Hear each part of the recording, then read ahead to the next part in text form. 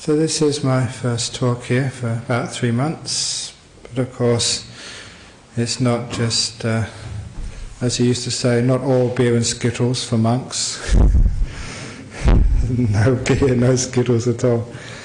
Because at monastery down at Serpentine I'm still teaching the other monks and the novices, the Anagarikas, and also this year the sisters from Dhammasara. I have been travelling a little bit at the very beginning of the Rains Retreat to Sydney for a conference of psychologists, and at the end for another conference in mental health in Singapore. In the middle doing something good for Australia with a big conference with all the leaders of Australia, trying to give some good spiritual vibes to the people who run our country. But in all of these things, that one of the reasons I invite, say, a monk to these things is actually because of the positive attitude and the vibes which a monk gives. And I was contemplating at a talk which I gave recently that in psychology, in life, we're always asked to have a positive attitude towards things, towards whatever happens in life, whether it's an economic crash or whether it's the death of a loved one or the separation of in a relationship, and all the sort of the ups and downs of life. We all say that have a positive attitude helps enormously, and of course there's plenty of evidence just what that does to sickness and to tragedy in life. But what I want to focus on this evening is how to be positive. Because sometimes it gets really frustrating when people tell you to be positive and you're not. And it makes you feel even worse when you're having a hard time. They say, come on, be positive, and you can't even do that right. So, this evening's talk is how to have a positive mind, and the results of that attitude change in life. And of course, you all know what's coming, that the positive attitude all comes from like training your mind, especially in slowing down, leads to positive energy. And to understand that, there's a classic story, and some of you may have heard the story before, but I usually tell it to milk it and squeeze different understandings, from the same story. One of those times of life which gave an experience which changed much of the way you looked at things. And that was the experience of walking up the hill to Bodhinyana Monastery in Serpentine. Now many of you have been down there. Hopefully some of you will come on Sunday for our Katina ceremony. But we built that 25 years ago, 26 I think now, and for about 9 years I'd gone up and down the road to the monastery, always in a car, in some sort of vehicle. And it was like one of those days we had sort of a couple of days ago, just warm spring morning. I remember just coming back from some sort of appointment and feeling just so positive, so energized, and having plenty of time. I told the driver, drop me off at the foot of the hill, I'm going to walk up today. Just not for exercise so much as just for enjoying the morning. Had plenty of time. So I started walking from the Southwest Highway up Kingsbury Drive to the gate of Bodhinyana Monastery. As I started walking, I got very surprised. Actually, it was a shock. As I looked around me, I could not recognize where I was. That hillside looked totally different than what I remembered seeing looking through the window of a car. It was totally different. I was seeing things which I never knew was there. And what I saw had more detail and more depth of colour. It was just basically more beautiful. And of course that surprised me. And not being in any rush, not being in a hurry, I just stood still. And as I stood still, the whole hillside changed again. It was like evolving. Now as a monk, you're not on any sort of psychotropic substances. You don't take alcohol, although during our range retreat somebody offered the monks some chocolate cake, and fortunately before we ate it, one of the monks looked at the little writing on the cover and saying it had alcohol in it. Fortunately we stopped in time, because sometimes you're not sure when you get this chocolate cake. Sometimes they put the alcohol in there just for the taste, and then they cook it and all the alcohol goes. It doesn't matter. But we didn't know whether it was put in before or afterwards, and so we decided not to take it, and we gave it to one of our visitors, who was very happy to be a guinea pig, like a food taster. And when he came back next week, he said that was a lot of alcohol. And it hadn't evaporated. It was a very good job. We were very careful. Otherwise, you may have gone to our monastery just after lunch and arranged retreat and seeing all the monks singing and dancing and goodness knows what else, which would have not done very much for our reputation. So you've got to be very careful. So we don't take such things. We're sort of sober, mindful, alert. So here I was having an experience like sometimes you have in life when things become really weird and they start changing in front of your eyes. But what happened was, what I was seeing became, you had more detail, more information. That hillside, you started to see little flowers, started to see rocks, and just the shape of the rocks, and the liking on the rocks. And just look at the tree barks, and the whole tree bark was just amazing, beautiful. And what was also strange was that the colours of everything you saw started to grow more intense, more rich, more deep and more beautiful. The whole thing was exquisite.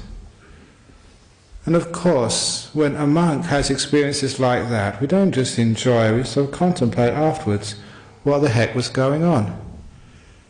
And I decided to analyze it through science, and it became quite clear to me that when you see things, sight is a chemical reaction on the back of your eye, on the retina. And what happens with most people is that when they see something, they move on to another image almost immediately. So the image on the back of your eye doesn't have time to properly form. And the colours don't come out. They're just maybe 10% of what's there. And the detail is all smeared because the image does not have time. And when I walked, I was going slower. The images on the back of my eye, the light had more time. So you could see a much more full picture with more detail. And the colours were deeper because they had more time to manifest. It was just a simple physiology of sight which was occurring. And of course, when I stood absolutely still, only then did my eyes have all the time they needed to form a full picture, and for the colours which were out there all the time to be fully represented in the image on the back of my eye, and for my mind to have time to explore it fully, to appreciate it, and to taste it 100%. And of course, I realized a very good simile of why people don't have a positive attitude in life and why they don't understand life. Because too many people live life as if they're in a fast car looking through the window, always going on to the next thing, and pretty quickly too. So what we're experiencing now, it doesn't have a time. We can't feel it fully. We're about to feel it, we get 5% or 1% of the sensation, we have to move on to something else. Sights, tastes, feelings, everything. We don't have time for it to fully form. But when we do go slower, when we do move more gently through life, when we get out of the fast cars of life and just go on bicycles, or bicycles can be too damn fast, get off the bikes and walk. Not even walk, but walk slowly. What happens is you find that your senses at last have time. and the mind has got the opportunity to explore whatever comes into your senses. You see things more fully. You get more information, more detail. And the surprising thing, at first for me, but now I understand that this is part of this experience, that what you see, what you feel, what you taste, what you know, becomes more and more beautiful. Ordinary grass becomes this green which is like alive, vibrant and rich. It's an intense green. But when you're going through the window of a car, it's pastel. Simply because you haven't given it time. When I had experiences like that, of course I realized that that's basically what happens when we slow down in meditation. You go on a retreat, or you just take time out of life, or you learn to move more slowly through your day whenever you can, and you do have many opportunities. What happens is you feel more, you get more information, and what you see becomes very rich. It's a positive psychology. Because sometimes that hillside might be just not enough trees, not enough grass, it's just all just Aussie bush. It should be like some garden, like some Japanese garden or an English garden or whatever. No. When you really slow down and stop, you can see the beauty there. Now, imagine you could slow down and stop and see the beauty in some other things in life which we're going too fast to truly appreciate. For example, in my fortunate life as a monk, I don't just hang out with prime ministers like in this place in Hayman Island. Sometimes I hang out with murderers and rapists when you go to prisons. You're amazing as a monk, you see just such a range of human beings. And when you go and see rapists, murderers, thieves, some people who have done some terrible, terrible, terrible crimes, it's amazing what happens. Because you know how to go slow, you can look at a person, and just like that hillside, you see the grass becomes so beautiful. You see the rocks, you see features in there which you never noticed before. You see just the bark on the trees, the tessellated texture becomes exquisite. So you look at someone who's murdered a child, and you see things there which most people will never notice.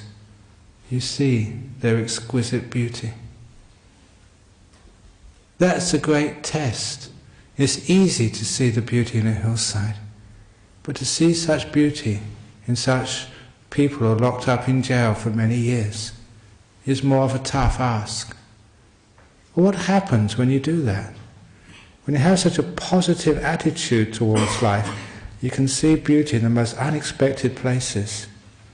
What happens is, and it's happened many times, so often that I notice this is really useful. That prisoner, that murderer, that rapist, they feel that someone is respecting them. And that's an amazing change for someone who's done such an act. The person comes in to where they've been confined, to their place of imprisonment, and it is a mental torture, and they respect it. And it's such a strange experience for them to have someone who looks at them and sees something beautiful and good, that they too start to change the way they look at themselves. If I can see something in them and they respect me for being honest and truthful, then they think maybe that such beauty does exist in them, and they start looking for it themselves. The murderer starts to see another part of their being, the beautiful part. When that starts to grow and prosper, you find that when they do get released, they are healed. The reason, the sickness, the cruelty, whatever it was, that pain which allowed them to do such a thing, is now gone. And in this life and in future lives, they will never do such a thing again. It's amazing what happens. Whole attitude was reinforced when last weekend I was teaching at a conference of the Institute for Mental Health in Singapore. For those from Singapore, there's a few here, the old Woodbridge Hospital, which now they've moved and renamed because maybe had a bad association with mental sickness. And I was so pleased that after I gave a presentation, it was so well received, that one of the fellows there, who was quite a staunch Christian, he asked me, "Can you come and bless my ward? Give a Buddhist blessing, please," which was, for those of you who know Singapore, was quite something. But when I was talking to him, and to many other staff there, the heads of department, they told me that the philosophy in that hospital was to focus on that part of their patient which was sane, sociable, which was kind, which was intelligent. They weren't focusing on the psychosis. They weren't ignoring the schizophrenic fantasies. They were focusing on something else. And I thought, wow, you guys have understood.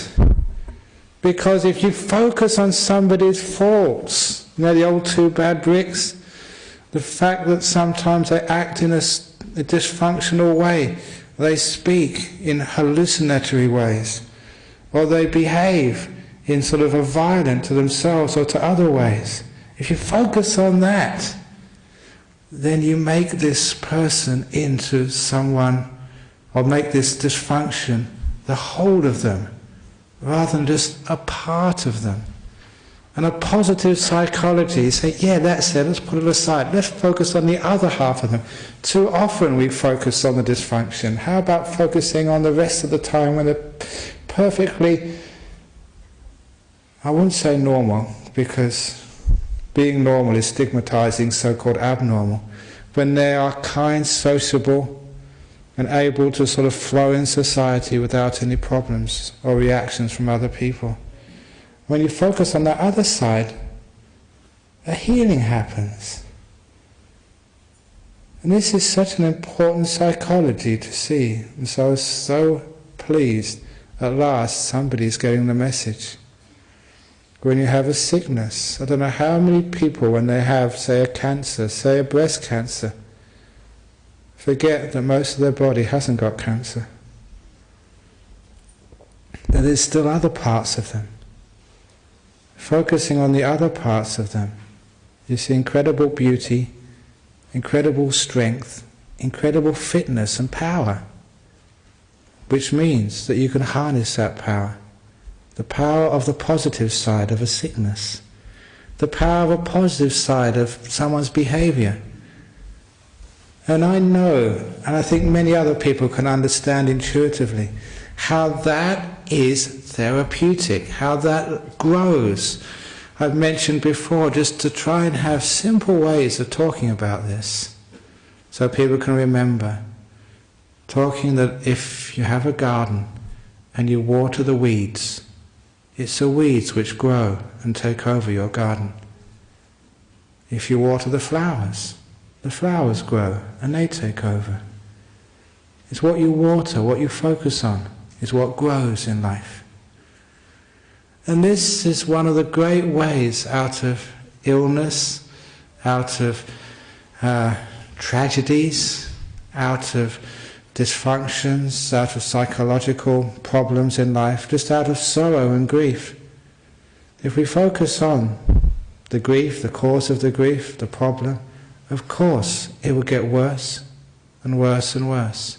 And I've noticed this. I was talking to someone recently that just this afternoon, I remember this because I just coming to town today, we went past Observation City in Scarborough.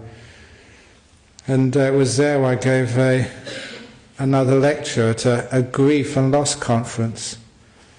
And many of you know just the positive attitude of Buddhism and how we learn to let go and how we move through the pain of losing a loved one, how we let them go and how we let the pain go and how we move forward and how we change our perception. The old story of the concert and looking at life as a concert, and I always enjoyed concerts so much so that I never cried when a concert was finished.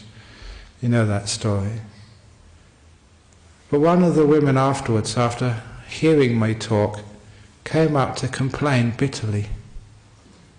Her complaint was, "You saying I shouldn't grieve? Are you saying it's wrong to grieve? You're taking away my grief," she complained. For her, she'd associated with grief that she became Mrs. Grief, whatever her name was. But that's her persona, that's who she was. And she would go to many of those conferences, and she'd get a lot of support from her friends. That's who she was. And she was not willing to give it up. A person who lives too long in negativity becomes so associated, what in Buddhism we call attached to it. They become it.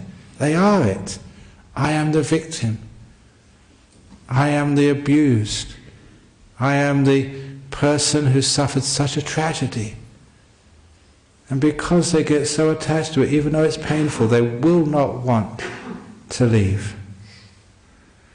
For those of you who don't appreciate that, there's a great story, which is one of the last stories, I think it is the last story in that book, Open the Door of Your Heart. And it's a story, I hope you haven't told it in public for a long time now, about the worm in the pile of dung. Once upon a time, actually let's go even further back than that. Once there were two monks, two Buddhist monks.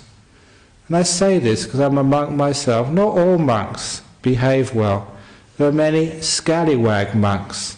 Unfortunately, those are the ones which people like to read about in the newspapers. The good monks very rarely get in the newspapers. It's not newsworthy to say Ajahn Brahm meditated for the last 3 months. But if Ajahn Brahm did something stupid, like went to the casino or whatever, then of course, or got drunk because somebody gave us a cake steeped in alcohol, then you might sort of put it in the newspaper. But one of the monks, of these two monks, misbehaved. The other one was a good monk. So when they died, one of the monks got reborn in a beautiful heaven realm, while the other naughty monk got reborn as a worm in a pile of shit. And as monks we have a lot of friendship and community and fellowship, like even here we try and look after each other. And so after a few, who knows, days up in heaven, this ex-monk who was born as a heavenly being started to think, where is my friend, my old mate? I haven't seen him for a couple of days. So when you get reborn in a heaven realm, according to Buddhism, you have all these powers. And so he used some of his powers to search his heaven realm for his friend. He couldn't find him anywhere there. So he went up a couple of levels of heaven trying to find him there. He wasn't there either. Lower heavenly realms, couldn't find him there. And he thought, according to Buddhism, the rebirth as a human being is one of the best rebirths, because it's not too much happiness, not too much suffering, a great place to become enlightened. He said, my friend, he's been reborn as a human being again. I bet that's what's happened, why I can't find him in heaven. So he searched around the human realm. No trace there either. My goodness, he thought, he didn't do some really bad karma and got reborn as a dog or a cat, so he looked in the realm of the dogs and the cats. I know some people here think being reborn as a dog is a wonderful rebirth because you don't have to go to work on a Monday morning.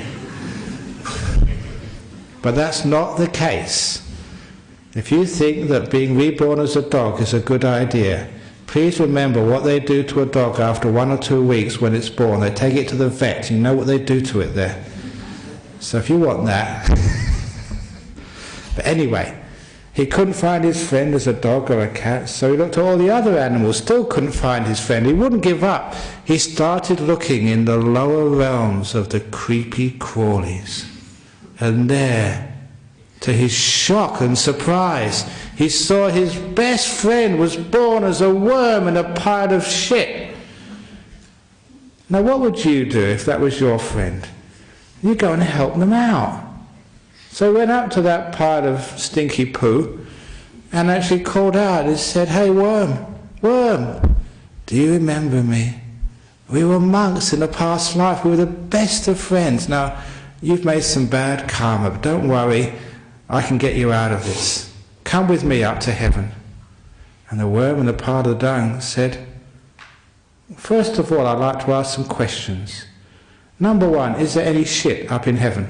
Of course there's no shit in heaven. It's pure and fragrant and lovely stuff there. He said, "If there's no shit, I'm not going."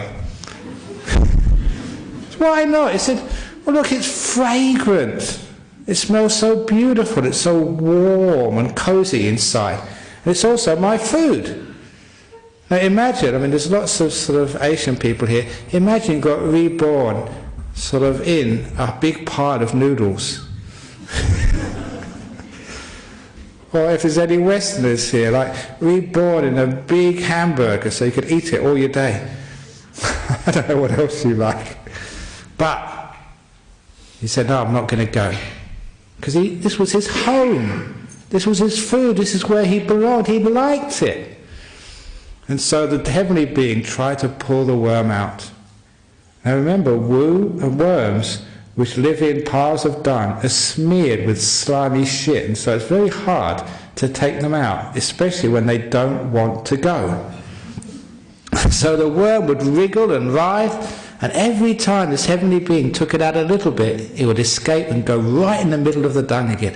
Now this heavenly being, imagine like you're sort of a high being, you had to put your hand in the most stinky, smelliest stuff. His friendship was so strong he would not give up.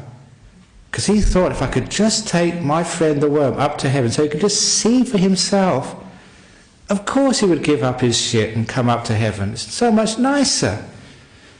But of course, because the worm never wanted to go, it wriggled and writhed, escaped every time.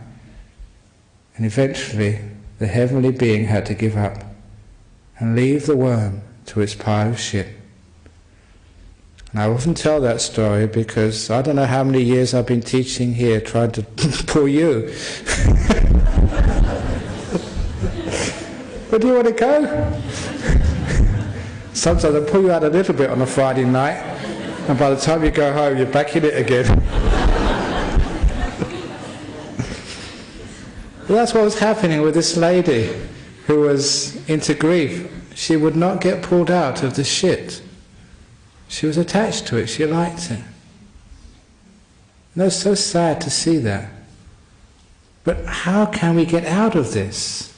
There's a whole bit about the positive psychology, is you can't just think it. You can't explain it. You can't just have a lecture and sort of get people out. They've got to feel it. They've got to know it's shit. And the only way to do that is actually to get more information by going slower. Because the slower we go, the deeper we see.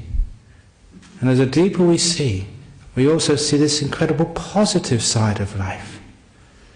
I know that people in Singapore, the psychologists over in Sydney, they say that one of the biggest epidemics is not AIDS or cancers, but depression.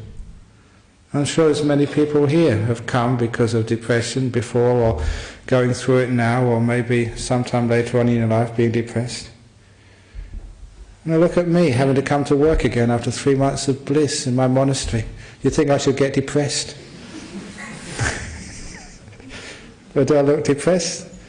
It's incredible as a monk, you know, you've got this attitude, no matter what you have to do. You just enjoy everything.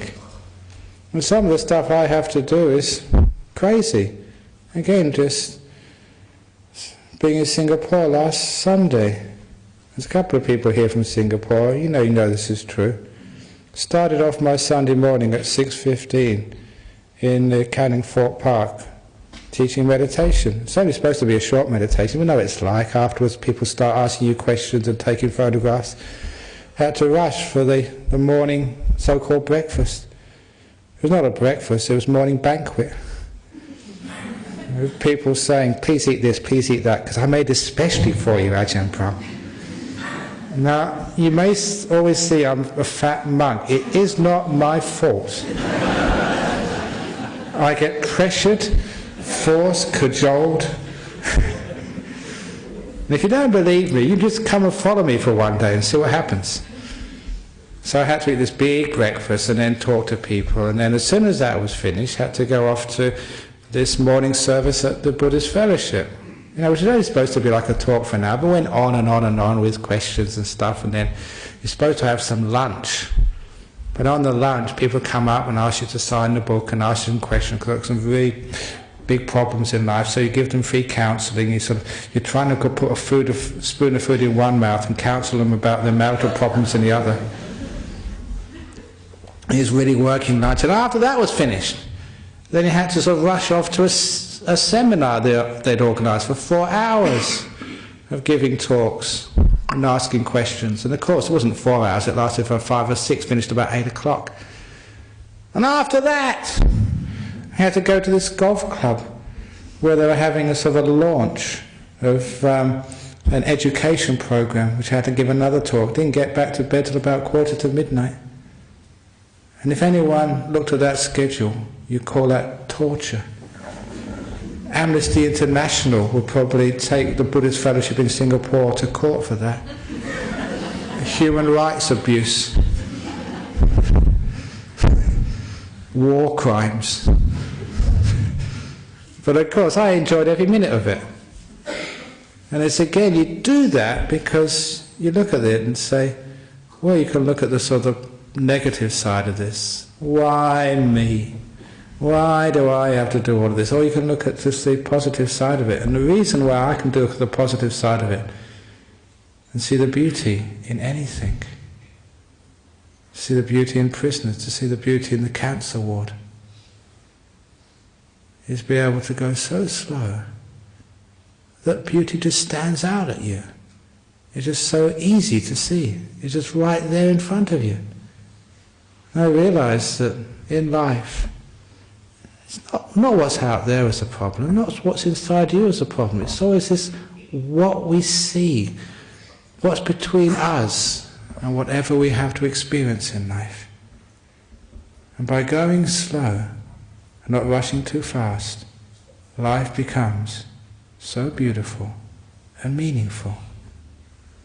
Not only that, you don't only see just the beauty in any type of food, or the beauty in any type of experience, no matter what you have to do in life. Even the beauty in waiting at airports for aircraft, sitting in planes, the beauty of just going through customs, waiting in line for the same sort of questions. Did you pack the bags yourself, sir? They said, look at them, there's only one of them. What do you mean, bags? I travel light. So, when you go through all this, but you enjoy every moment of it, you have this positive attitude, and life becomes incredibly beautiful and nice, no matter what you have to do. That positive attitude just comes from just moving a little bit more slowly in life. So you can see it was there all the time. We go so fast, doing so much, that we see none of it at all. See just a fraction of the beauty. I don't know, when I was young, we used to, at school, develop our own photographs. If any of you have had that experience of, you get a photograph, not this digital age, we miss so much with modern technology, high tech and high stupidity, that's what I call it. But when you had these photographic films and you put it in a sort of a tray, put all these chemicals in it, and the image would actually just appear slowly. And if you took it out too soon, then so the image wouldn't fully form. It just emerged slowly. First of all, you can just see the silhouettes, and then more detail. The colour became richer as a chemical reaction progressed. That's almost exactly the same what happens in your eye. That's what your senses are. When we go too fast, we miss so much. So just when you're eating, if you're going to have like one of the beautiful curry puffs which are out here, why is it that when people come here to eat, the food, even like the curry puffs, which people actually sell here just to raise funds for something or other, why do people like eating them? Why are they delicious? A lot of times it is because when you come here, you deliberately slow down. When you're slowing down, you can actually get more taste out of the food. When you slow down and get more taste out of the food, you digest it much better. This is my trick. Anyone who has digestive problems, slow down, especially just before and during your food, so you can get more taste. Because when you get more taste, all these juices get secreted in your body. Now the chemicals are out there to digest it when you taste more. To prove that, just think of your favourite food right now. Think of it. Close your eyes and imagine it. Hot and steaming right in front of you. Saliva comes out. Not only that, stuff in your tummy comes out. I remember learning this when one of my fellow monks, a long time ago, he had some digestive problems, and so he went to the local doctor. This was in Thailand, and they decided to give him a barium meal. I don't know if they still do that. They probably do ultrasound or MRIs these days, but I'm not quite sure. But what a barium meal was, he had to drink this radioactive gunk, and it lay in his stomach, and they had a sort of some X-ray machine. They could actually see how this barium meal actually went through his system. And that way they could actually test if there was any blockages anywhere or any difficulties in his digestive tracts. But the stupid doctors, they scheduled his appointment for about 2 or 3 o'clock in the afternoon. And monks, we'd only eat in the morning time. In the afternoon, we don't eat. And he'd been a monk for about 4 or 5 years. So when he was lying down there, that barium meal was just sitting there, wasn't going anywhere. Because the stomach wasn't used to doing anything in the afternoon. It was half asleep. It was resting. That's what happens for monks. And so he'd actually had this meal, had the appointment. All the nurses or doctors or technicians were around him, and they couldn't proceed because the barium meal was just sitting there. Until one of the nurses, a very smart girl, said, "Monk, think of your favourite food." And he had laying on his back. As soon as he started thinking of his favourite food, then the barium meal started moving here and all over the place. Just the thought was enough to get the whole system going.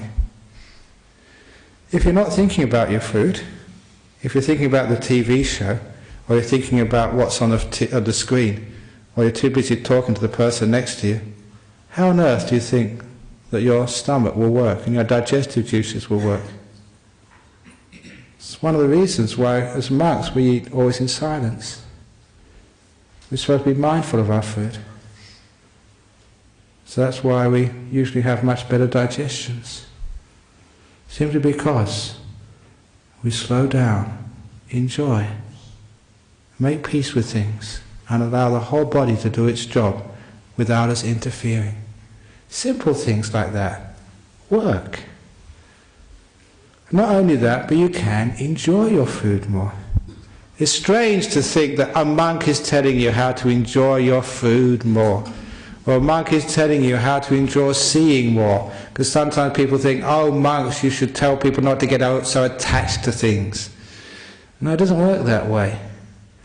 Now, the path of Buddhism is a path of ever-increasing happiness, but coming from stillness, coming from a natural happiness, not a forced happiness.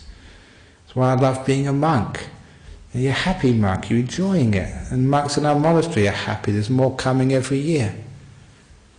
But how that positive attitude, how that happiness comes from stillness. You start seeing beauty in things.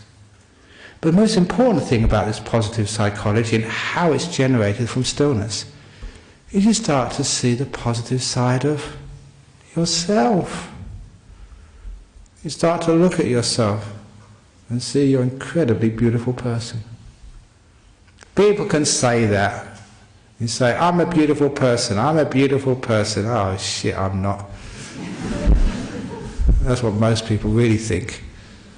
As a monk, you get all these people coming to talk to you and giving their problems. It's very rare for a person to come up to you and be at peace with themselves. They always think there's something wrong with themselves, and usually something big wrong with themselves. And it takes ages, years and years and years of talking to people to try and convince them, number one, they're all right. But I want to go much further than that. They're beautiful. There's something inside of you which is incredibly nice. And I've told this before, but just a couple of weeks ago, every year, on, October the 6th or 7th or something, it's John Curtin Day. I think the day that John Curtin died or got elected as Prime Minister or something, because 4 years ago, on that day, Curtin University gave me this medal, the John Curtin Medal. It's actually for community service, for doing good things for other people. And the first year after I got the medal, I thought, well, other people came to see me get a medal, I should go and see them. So I rocked up thinking I was just doing a duty, but I really was impressed with what I saw, because there were people who'd done good things for the world, especially just this part of the world, and they were getting rewarded. And I was just really impressed every year to see how people were really giving and serving for others. It was inspiring. So I've gone every year since. And just a couple of weeks ago, there was one lady there who'd done a huge amount around the Kalamunda area for the local community. But when she got her medal, she came up and to give a little speech, and she said, I don't know why you're giving it to me. There's so many other people who are much more deserving than me. And even my group, these other people who work much harder than I do in this group. We know I've founded it and led it, but... And she was saying all this stuff, and I remembered, here we go again. Why can't you see that actually you do deserve that? Because when I was listening to what she did, it was an amazing woman. How much she'd given and sacrificed and served for no reward through 30 or 40 years of her life given to others. I thought, wow, you really deserve that medal. But could you say she deserved it? No. I did the same when I got my medal. What the heck are you giving it to me for? There's many other people who work harder than me. Me too. I could not see the beauty in myself. Really, what I should have done was go up there and say, thank you very much, I do deserve this medal. But it was true, I did deserve it. And she deserved it. Why can't people accept praise?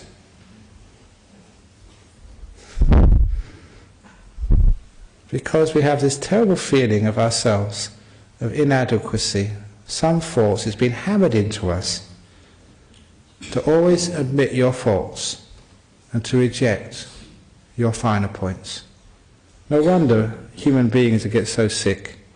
If you've made a mistake, remember it, feel remorse, make amends. You do something good, no, that's usual, I'll just get big-headed if I keep remembering my finer points. You don't get big-headed if you receive praise and acknowledge it and accept it and embrace it. You get big-hearted. Not big-headed, big-hearted. So that's a symptom of what we call lack of self-esteem. The inability to see oneself as others would see it and actually praise oneself and value oneself and see the beauty in oneself. And that's what happens when you get still. You don't just see the beautiful grass in the hillside. When you go more slowly, you often see yourself. And this thing, you'll be absolutely stunned just how much beauty you can see inside of yourself. You never thought that was there, because you've been going too fast to see it. When you slow down, amazing, you blossom. You you just unfold. And some of the stuff inside of you you've never seen before is just so clear in front of you. Delightful, beautiful, wonderful. You look at yourself, wow, I am okay. Actually, I'm more than okay. This is amazing, this is wonderful. Why is that so hard to accept? Even the very idea of that. Some of you were sort of cringing against the idea of thinking yourself as beautiful, wonderful, incredible.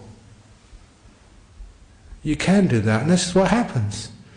So a person, when they start slowing down, meditating, living a more peaceful life, they have much more respect for themselves, even admiration for themselves. And what they admire, what they respect, is like the flowers. They grow and grow and grow, and eventually they just take over the garden. They smother the weeds. The beautiful part of yourself, once it's appreciated, noticed, embraced, accepted, recognized, that grows. And all that other little stuff which, your faults, your negativity, all that other stuff which, causes too many problems in your life, that vanishes. You know what this is called? The path to enlightenment, the path to freedom, the path to joy, to happiness. And I've focused on it, the positive attitude towards yourself, to others, to life in general, even to death. Whatever happens in life, you embrace it, see its beauty, see it's just the circles of life going round. The winters, and the springs, and the summers. Of course, it's not so bad, I think, because I don't know, over here in Australia, but the global financial crisis. Somebody once, on a completely different subject, gave this wonderful simile, and I was sharing this with so many people in like a place like Singapore, where they're very, very worried about the finances. So it's like a financial winter. Because I was born in the Northern Hemisphere, and I remember the winters in England. In the winters you go outside the city, and you wouldn't see a leaf on the trees. The flowers were all dead. There was no life. Even the animals were hiding underground, sleeping, hibernating.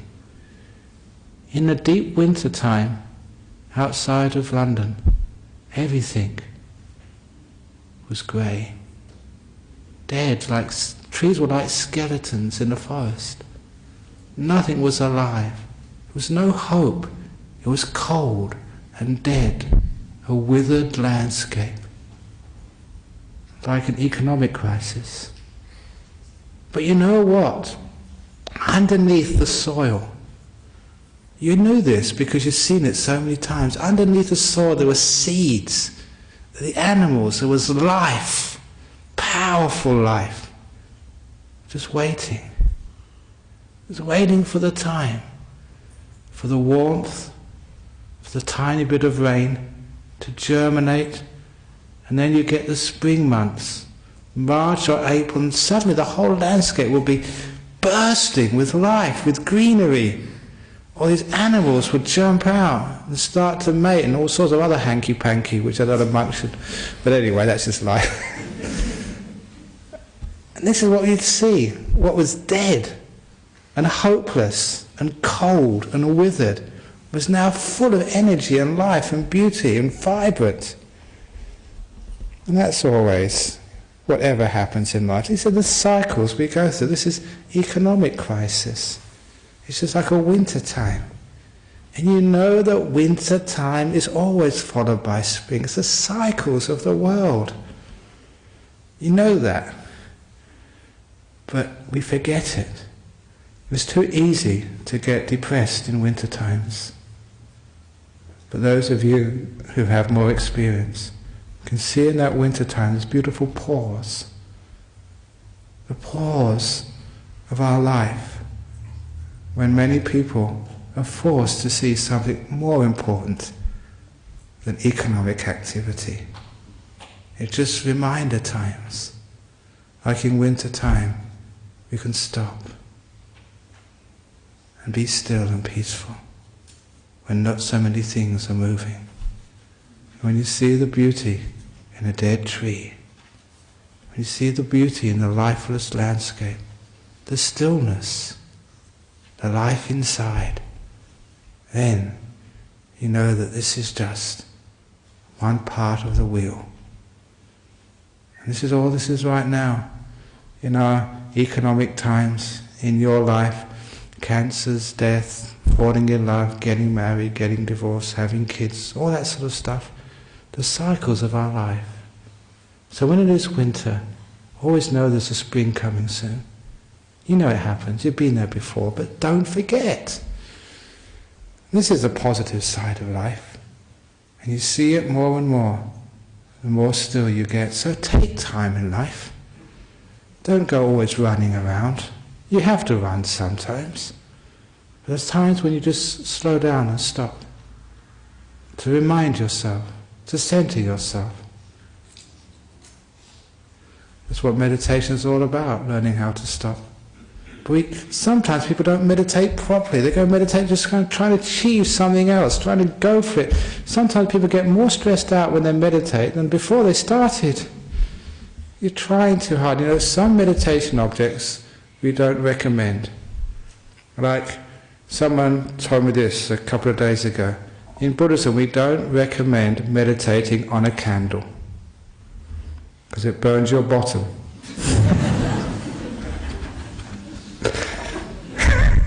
And that's today's joke.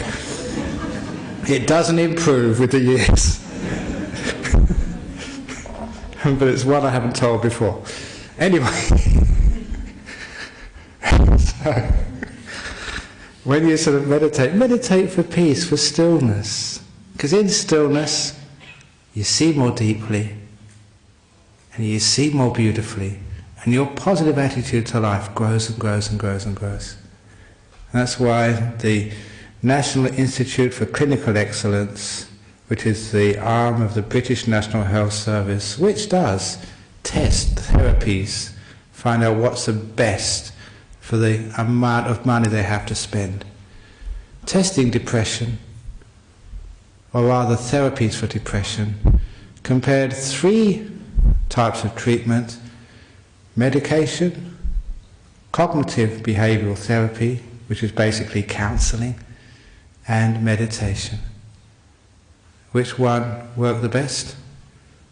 Of course, you know, meditation. By far the best.